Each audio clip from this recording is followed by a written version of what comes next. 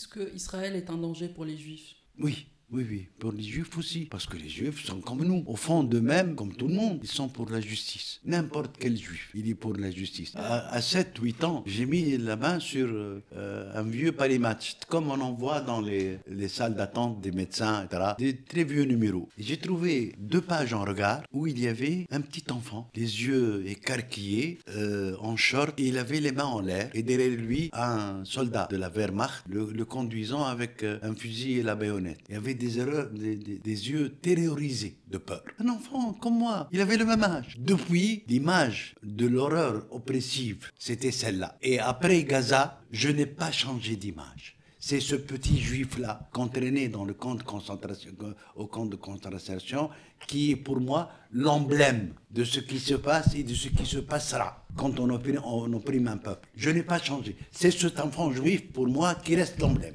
Donc vous faites le parallèle entre ce qui se passe à Gaza et ce que les nazis ont commis. Absolument. C'est du nazisme. Ce que fait Netanyahou aujourd'hui au nom de l'État d'Israël, c'est du nazisme. Au nom du peuple juif.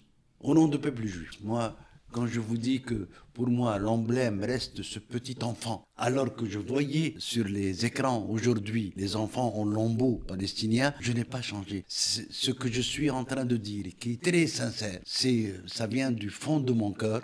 Un enfant est un enfant. Et il faudrait crier sans nuance sa révolte contre ce qui se passe.